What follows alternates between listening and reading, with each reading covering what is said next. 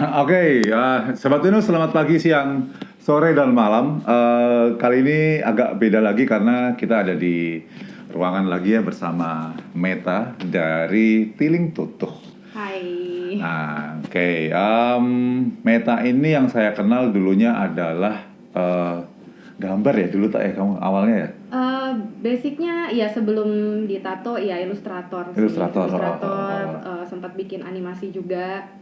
Animasi. Iya, apa aja sih sebenarnya Palu Gada sih dulu. Kan dulu kita ketemu malah di Produser di PH kan, di production PH. house kan, buat bikin acara adventure gitu. Jadi basicnya sendiri aku mengerjakan banyak hal sih dulu.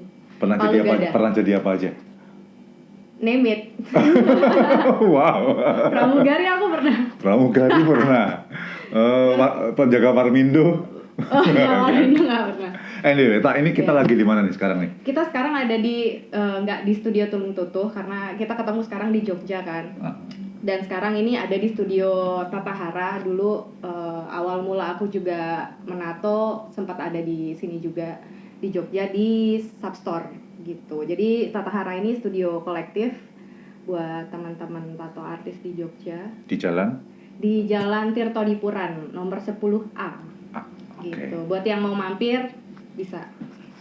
Kenapa Tiling Tutuh bukanya di Ubud? Melihat pasar sih waktu itu ya kayaknya, karena aku mulai tato itu kan pandemi ya Mas yo. Jadi pandemi itu aku bingung mau ngapain. Akhirnya kayak aku ke Jogja, dan di Jogja kayak ketemu teman-teman yang nato dan maksa aku buat belajar tato. Aku nggak kepikiran dulu aku bakal tato gitu. Tapi di komunitas ini semua orang, hampir semua teman-teman di kontrakan tuh bisa nato. Jadi kayak yes nato aja nato gitu. Aku belajar iseng. Sebenarnya aku belum tahu sih, maksudnya kayak artinya tato sendiri tuh kayak gimana. Aku nggak kepikiran itu bakal jadi mata pencaharian juga kan. Karena sebenarnya itu zaman pandemi semua orang kayak nggak punya kegiatan selain mencari kesibukan baru. Nah jadi ya udah aku belajar tato di situ sampai akhirnya ada temen yang nawarin lah kayak gimana kalau kita bikin studio tato di Bali. Karena kalau di Jakarta, karena aku kan dari Jakarta ya sebelum di Jogja. Lu toko Jakarta lu? Iya gue anak Jakarta gitu, tapi Jakarta Timur. Priok enggak deh. Jadi akhirnya di Jakarta, aku sempat balik lagi Jakarta, freelance tato. Kayak home service lah, bisa dibilang home service tato, iseng-iseng sampai akhirnya survei di Bali lah kayaknya, karena kan setelah pandemi udah kelar kan aku udah nebak sih kayaknya Bali ini paling cepat sebenarnya growingnya di Indonesia. Recovernya paling cepat karena aku waktu itu sempat survei kayaknya orang banyak nyimpen duit deh, menahan uangnya gitu loh. Jadi aku mikir kayak Bali sih gitu, lebih pasarnya lebih niche, aku bisa buat lebih niche dan nge-shape-nya tuh lebih kayak lebih gampang daripada aku di Jakarta atau di Jogja. Kalau di Jogja ini kayak kalau menurut aku dan teman-teman tuh tempat buat learning. Oh iya. Dan kita earningnya itu lebih cocok di Bali kalau di asik nih. Learning baru earning ya. Earning, iya. Jadi kenapa Bali? Padahal Bali banyak studio tato. Gudangnya kan di sana. Iya, waktu itu juga aku berapa meter kayak ini Indomaret sebenarnya. Ngalah-ngalah Indomaret malahan toh. Dan teman-teman, si Titu atau Tiling Tutuh ini base-nya di Ubud. Iya. Atau memang milih tempat yang tengah atau gimana tuh? Ada concern apa tuh? Sebenarnya itu egoku sih kalau kenapa di Ubud, karena kalau aku di Canggu atau di yang bawah kan kayak masih sama-sama aja ya ramenya. Aku pengen agak yang tenang gitu loh, makanya aku milih di Ubud. Itu sebenarnya egoku aja, aku pengen di Ubud gitu loh. Jadi si Tiling Tutuh ini juga kan tempatnya nyempil, nggak yang di pinggir jalan kan. Itu juga egoku lagi sebenarnya. Jadi nge-shape-nya sebenarnya karena aku aja yang pengen menyendiri. Enak banget loh. Pengen seenak idealis itu ya. Iya, idealisku. Aku pengen gimana ya, aku cari penghasilan yang aku nggak usah banyak menyesuaikan sama orang gitu loh. Jadi ketemu di tengah-tengah gitu. Aku pengen mundur lagi Jadi ketika dirimu mulai gambar di media elektronik dari iPad, terus kemudian mungkin di print dan segala macam, terus kan pindah ke media kulit nih, sesuatu yang organik, yang hidup, yang kanvasnya bisa jerit gitu. Bisa ngeluh.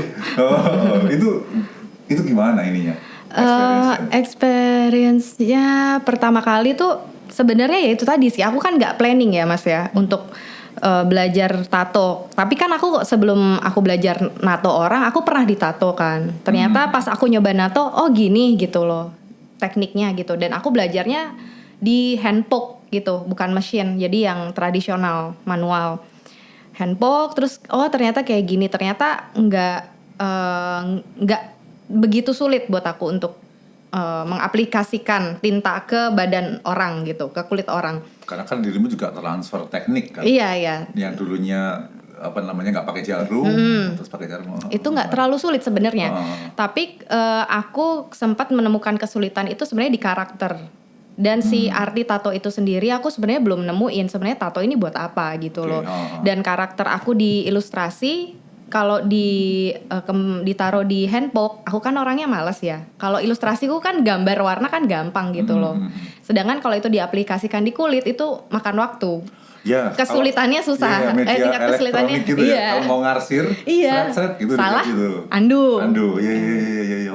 Jadi kalau tato kan ya aku agak males kalau pakai teknik karakter ilustrasiku harus ditato tuh aku agak masih aras-arasan gitu loh kayak piye ya gitu.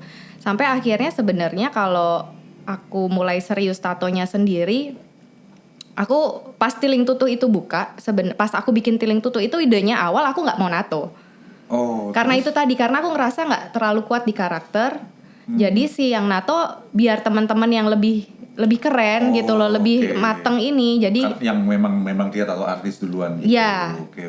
Gitu. Jadi kayak ya udah deh, aku memfasilitasi lah studio ini buat teman-teman dan ngebangun karakter si studionya ini tradisional memang, karena waktu itu ada beberapa teman yang dari Mentawai gitu kan. Mereka memang fokus di tato tradisional Mentawai hand tapping itu. Sedangkan aku ngerasa kayak aku kan karena pengalamanku kerja di mana-mana ini loh yang sebenarnya garis benang merahnya itu aku manajemen. Aku lulusan manajemen. Jadi aku kayak lebih tertantang untuk gimana ya biar manage mereka ini biar karena biasanya artis kan mereka bisa gambar tapi nggak bisa manage gitu. Jadi aku pengen jadi manajer lah intinya. Sampai di tengah perjalanan aku jadi manajer, ternyata aku nemuin karakter tato yang akhirnya aku mau gitu, dan aku nemuin ya tato tradisional itu yang waktu itu aku akhirnya ke Timor NTT itu. Jadi teman-teman, Meta dari Tiling Tutu ini waktu itu ya emang udah bawa nama Tiling Tutu ya? Iya udah bawa nama Tiling Tutu. Sempat ke Malaka ya? Malaka. NTT. Terus ya mereka nih mengadakan riset sambil bikin dokumenter menceritakan tentang tradisi tato di sana. Terus apa yang didapat dari situ?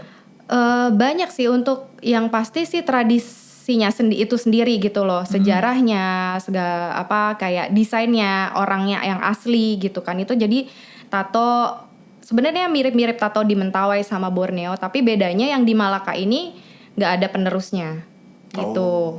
Jadi hampir orangnya pun yang bertato juga udah hampir sedikit gitu, udah tinggal nenek-nenek. Jadi yang aku kebetulan kesana itu memang aku di Desa Laluan itu sukunya mereka memang tatonya khusus untuk perempuan. Di situ ada banyak suku, tapi aku cuman waktu itu berkesempatan ketemunya sama satu suku ini aja. Mereka ibu-ibu, nenek-nenek lah ya, nenek-nenek yang masih bertato. Di sejarahnya adalah yang menarik karena itu cuman untuk perempuan. Cuman untuk perempuan, laki-laki memang nggak boleh di situ. Nggak bertato, jadi tatonya cuma untuk perempuan. Jadi cerita yang menarik kan. Jadi dari situ aku mulai tahu, ini yang karakter ini yang kayaknya aku firm karena aku riset. Karena alasannya juga karena selama ini aku tato tuh aku masih diomelin sama mama papaku tuh ya, sama keluarga tuh masih tabu gitu loh. Padahal di sini akhirnya setelah aku riset aku nemuin fakta bahwa tato itu di zaman dulu bukan hal yang tabu untuk hal yang kecantikan, bahkan untuk kedudukan sosial di masyarakat gitu loh. Banyak kan kayak mungkin orang yang bertato itu karena tato, untuk mendapatkan tato mereka harus bikin seremoni dan itu nggak murah, mereka harus seremoninya. Iya, mereka harus potong ayam, potong babi. Gitu. Nah, jadi ya biasanya orang-orang yang berada akhirnya. Jadi itu semakin banyak tato, kedudukan sosial makin tinggi. Berarti setelah riset di Malaka yang kamu injek tanahnya segala macam, makin nemu motivasi untuk makin kuat kayak oh ini tato gitu loh. Oh tato, jadi aku makin pede buat nato orang. Ini loh meaningnya tuh bagus. Jadi one day kamu dibilang orang tato kayak preman atau enggak, kamu bisa bilang ini sejarahnya, ini ceritanya. Itu pun yang aku lakuin ke orang tuaku ketika orang tuaku lihat aku kan tato yang di sini yang Borneo kan, kalau itu vulgar gitu kan, tato yang kayak gitu. Mereka kan mungkin mikirnya kayak preman gitu kan.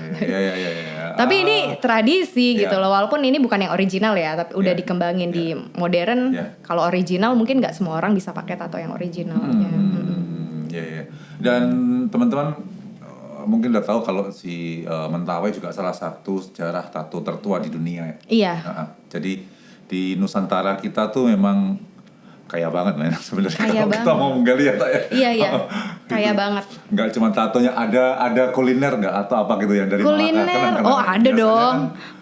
CI. Iya. The best. Itu makanan aku juga hampir semua makanan di sana enak, kayaknya orang sana jago masak deh.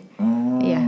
Padahal kalau ngelihat geografisnya agak kering nggak sih ininya? Iya, landscape-nya agak kering. Terus tapi mereka jago masak sih. Aku di sana lumayan surprise karena makanannya enak-enak. Jadi ya wes betah gitu loh. Aku agak ini kan milih-milih makanan kan.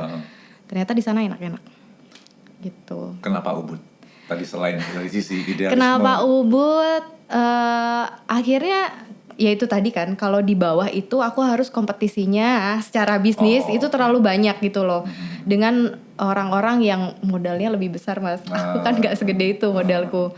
Jadi gimana caranya mengemas ini, si studio ini supaya nyampe ke market yang aku mau, tapi nggak harus nggak harus bersaing antar studionya tuh nggak, karena pasti persaingan antar studio tuh ya namanya bisnis ya apapun. Aku nggak mau pusing di situ sih. Jadi aku lebih di Ubud itu positioning. Walaupun di Ubud sebenarnya banyak tato tradisional udah ada beberapa ya, dan mereka jauh lebih keren, jauh lebih udah lebih dulu lah. Tapi ya itu ketika aku ada ilustrasinya tuh kayak gini. Kayak kalau misalnya aku ada di antara ayam bekisar, aku kan piye nih. Di antara ayam bekisar aku pasti tertindas banget gitu loh. Tapi ketika aku positioningnya di antara burung merak, aku lebih kelihatan. Ya tapi aku ngikutin stepnya si burung merak ini gitu loh. Yang beberapa. Jadi daripada aku berdiri di antara ratusan ayam bekisar, mending aku di antara 10 burung burung merak ini gitu loh. Jadi ya it's all about positioning sih. Walaupun itu agak nekat ya, di awal tuh banyak yang bilang nekat banget gitu, tapi ya lah aku kerjain aja gitu loh. Itu bisa aku tarik garis dari ilmu manajemen yang selama ini kamu pelajari kayaknya. Iya. Okay. Selain alasan geografis tadi, sebenarnya pertanyaanku kenapa di Ubud adalah pasti banyak tantangannya kan. Kendalanya apa aja tuh, atau challenge-nya apa aja waktu awal-awal? Mungkin 3 bulan pertama lah. Challenge-nya, karena buka studio tato tuh bener-bener ini loh. Wah banyak banget mas, karena aku kan basicnya aku nggak pernah kerja di studio tato ya. Aku freelance yang home service gitu, atau ikut kayak dulu di sini komunitas kolektif gitu, tato studio kolektif. Jadi aku nggak banyak ilmu sebenarnya, tapi aku punya temen banyak yang mereka lebih tahu banyak. Jadi aku akhirnya kesulitannya ada jawabannya gitu loh, ada solusinya, karena ya itu punya banyak temen. Jadi aku kayak bantuin dong ini, bantuin. Aku selalu banyak nanya sama mereka teman-teman yang udah lebih dulu gitu. kayak Mbak Ajeng waktu itu kan dia udah punya Mbak Ajeng yang ada di Jogja ini. Jadi sahabat Pinus sebentar, di Tiling Tutuh itu nggak hanya nato tapi bisa removal juga. Iya, tapi removalnya lebih appointment sih karena kan dari Jogja. Itu juga sempat jadi pertentangan tuh. Kenapa tato studio ada tato remove? Jadi kan aku aja Tiling Tutuh tato and removal. Itu kan kayak ngajak berantem banget ya buat tato artis lain tuh kayak ngajak berantem banget. Tato kan idealis banget ya. Tato tuh nggak boleh dihapus, bahkan ada yang lebih idealis nggak boleh ditimpa, ya kan? Nggak boleh di cover lagi. Ini malah removal. Malah removal. Tapi ya balik lagi, aku ide awalnya adalah memfasilitasi. Kalau itu tentang kebebasan, ketika kita bebas untuk memilih badan kita ditato, kita juga harus kebebasan kita juga untuk kita boleh menghapus sih sebenarnya. Jadi ya kita memfasilitasi aja gitu loh. Selama prosesnya benar, treatmentnya bagus, treatmentnya sesuai SOP, ya kenapa enggak gitu loh. Jadi itu. Jadi udah berapa bulan si Tiling Tutuh nih? Dari Februari, Maret, April, Mei, Juni, Juli, Agustus. 2023 ini? Iya, belum setahun toh. Belum setahun terus mereka udah riset dan segala macam. Keren sih. Nah, tapi itu salah satu yang akhirnya riset itu aku nekat kan. Itu banyak yang beberapa teman yang kayak bahkan di timku ya Mbak Ages, kamu yakin mau riset gitu? Nggak apa-apa karena ada yang melakukan riset tapi nggak banyak gitu. Dan aku juga terinspirasi sama ada tato artis yang pernah riset gitu, bukan riset ya karena dia keinginannya dia gitu loh untuk belajar ya dia kesana, bahkan memang, dia harus ke lokasi berbulan-bulan tinggal. Bakal beda biasanya tuh pulang dari lokasi ketemu narasumber. Hasil filmnya kira-kira di mana teman-teman bisa nonton nanti? Hasil filmnya nanti kita masih proses di editing musiknya ya. Apakah akan bisa ditonton oleh khalayak umum atau bagaimana? Bisa, pastinya nanti aku rencananya kita upload di YouTube, tapi memang sebelum itu mau aku bawa ke pameran-pameran. Di screening dulu. Iya, di screening dulu. Jadi teman-teman kalau mau nonton nanti bisa stay tune aja biar bisa dapat linknya ya. Nanti akan di-share linknya. Oke. Kedepannya kita ngapain? Yang terkait dengan si Pintu Nuswantara ini. Oh iya, terkait aku tuh ya kita dulu pernah ngobrol ya, banyak ide-ide sebenarnya dari segi apa ya penjualan lah dan gimana caranya kita bisa nge-grab si market ini dengan cara yang tepat lah ya, dengan yang sesuai dengan si culture-nya si tradisional nih gimana gitu. Jadi nggak jomplang banget gitu loh, nggak yang kayak wah jualan di Tokped gitu kan nggak ya. Karena ada loh temanku yang nyaranin kayak gitu. Iya, Matt kalau mau cuan banyak cepet masukin Tokped pakai pay later. Shopee pay later.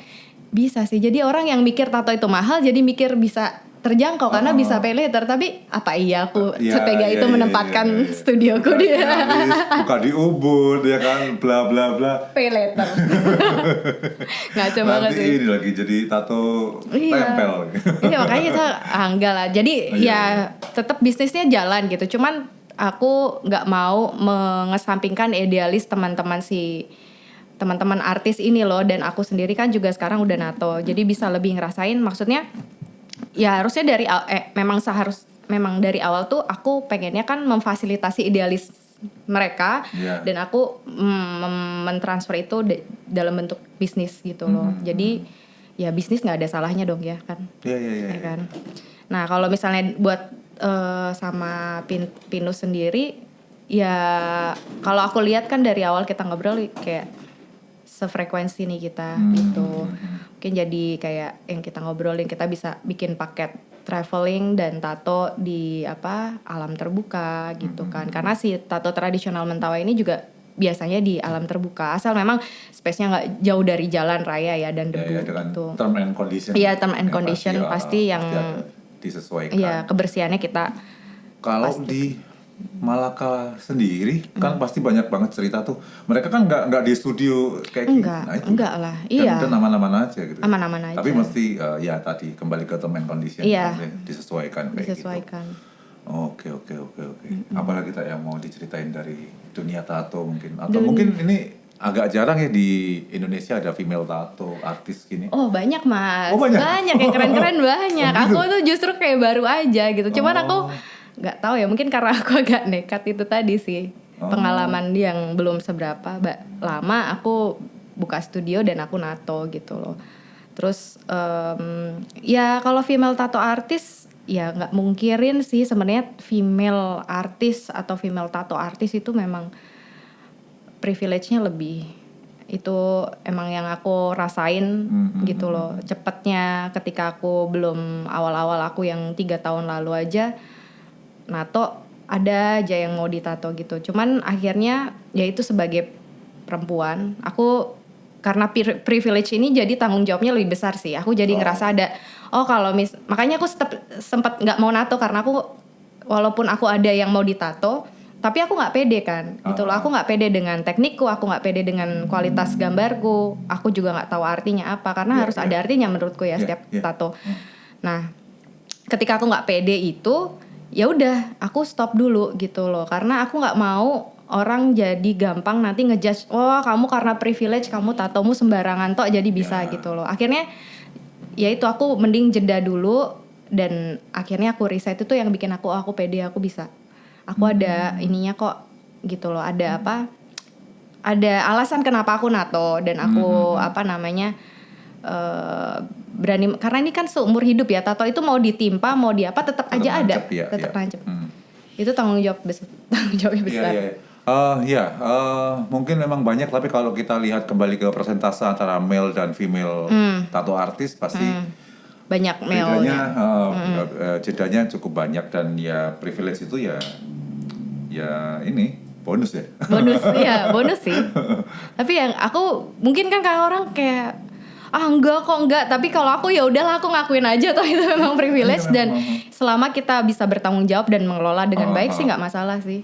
Kalau aku malah ngelihatnya perempuan tuh kan secara detail, pengerjaan detail lebih telaten, lebih apa ya menurutku sih. Tapi nggak tahu apakah itu benar di detail di hasil karya atau mungkin style tatomu kayak apa, banyak detail atau yang banyak ngeblok atau apa gitu? Aku banyak detail sih, banyak detail. Iya, tapi kalau untuk ketelatenan detail kayaknya aku nggak tahu ya. Kalau aku ngebandingin sama teman-teman yang artis lain, kayaknya mereka jauh lebih sabar dan detail. Kalau aku kan agak ada milih-milihnya. Nggak mau gede, nggak mau lebih dari 3 jam nato, aku nggak mau. Iya capek iya. Gitu. Jadi gitu teman-teman, Sobat Tinusa. Seru sih. Ada lagi nggak yang mau disampaikan selain yang disampaikan ya background story-nya kan tadi udah, terus kemudian masalah hambatan dan solusinya udah. Pengennya apa lagi nih untuk si Titu atau Tiling Tutu ini? Nama Tiling Tutu. Tiling Tutu. Itu namanya aku juga balik lagi Mas, aku tuh kan karena banyak teman. Ketika bikin tuh aku udah mikirku gimana ini bentuknya gitu loh. Nama tuh aku udah pusing kan. Aku langsung tanya temenku yang belajar tentang bahasa-bahasa kuno. Aku nanya kira-kira nama yang bagus apa ya buat studio ini gitu loh. Nah dikasihlah beberapa nama. Terus kebetulan yang menarik itu ya Tiling Tutu. Gak tahu kenapa gitu loh. Dan Tiling Tutu orang banyak komplain, kok susah sih nyebutinnya gitu. Banyak yang bilang ini namanya susah disebutin, Tiling Tutu, Tiling Titu gitu. Tapi inget kan jadinya karena susah gitu loh. Karena kamu tahu itu susah, jadi itu loh tato studio yang namanya susah gitu, yang di Ubud. Ya udah Tiling Tutu. Orang jadi malah nyangkut karena susah. Artinya sendiri sih lebih tentang berkarya, memahat gitu loh. Flow with the go with the flow gitu, go with the flow. Tiling Tutu itu bahasa Jawa Kawi kuno. Iya. Okay. Next. Gitu. Berikutnya. Apa? Harapannya. Harapannya. Apakah mau buka franchise studio atau cabang atau apa? Franchise gitu studio, ya itu masih kan belum setahun ya mungkin. Tapi sebenarnya big picture-nya itu aku lebih ngelihat ternyata setelah menjalani beberapa bulan adalah kita bisa dari tato tradisional, kita nggak cuman mengerjakan tato loh. Kita bisa mengerjakan film dokumenter, kita bisa kita bisa ikut pameran, kita bisa banyak lah akhirnya. Bisa tidak mengkotak-kotak. Iya, kita bisa bikin merchandise juga gitu loh dengan yang tradisional, manik-maniknya Mentawai. Kita juga bisa bikin karya seni yang lain. Sebenarnya itu bisa luas gitu loh, ukiran atau apa. Jadi ketika ya PR-ku jadinya ketika aku udah ngebuka ini tuh kayak wah aku jadi banyak maunya sebenarnya. Ternyata nggak cuma nato gitu loh. Jadi berkembang iya. gitu ya. Jadi kalau misalnya aku nggak di studio itu sebenarnya aku nggak tidur dan santai-santai aku mikir ini bisa dibikin ini bisa dibikin ini gitu loh. Dan akhirnya tujuannya balik lagi adalah edukasi sih gitu. Tapi bukan dari aku ya. Aku kan cuman perantara dari teman-teman dari Mentawai gitu. Dan aku hanya kayak memberi ide dan jadi jembatan lah gitu loh. Jadi jembatan kayak oh kamu punya ide ini gitu. Kamu pengen ini jadi ini. Ya udah kayaknya caranya yang enak ini gitu. Aku ya kayak gitu sih. Saat ini di Tiling Tutuh di Ubud ada berapa bed? Ada bednya ada 3 sekarang 3 gitu. 1 bed untuk tradisional, 2 untuk handpoke dan mesin. Gitu. Kayak sekarang nih teman-teman kami settingnya pakai bed juga. Iya. Kalau yang tradisional hand tapping kan dia harus di bawah kan. Jadi kita pakai tikar di bawah di lantai. Gitu. Oke. Proyeksi tahun depan. Proyeksi tahun depan sih harusnya kita udah jauh lebih mateng ya si karakternya. Ya semoga sih bisa ikut exhibition. Yang ada target ke situ ya, juga. Targetnya exhibition yang di luar. Gitu. Wow, good. Buat teman-teman di sana. Mudah-mudahan lancar. Amin. Meta and the Tiling Tutuh. Amin. Ada lagi nggak? Kalau nggak kita mau closing dulu biar nanti teman-teman bisa nungguin link film dokumenternya karena itu edukatif banget teman-teman ya. Semoga menikmati nanti.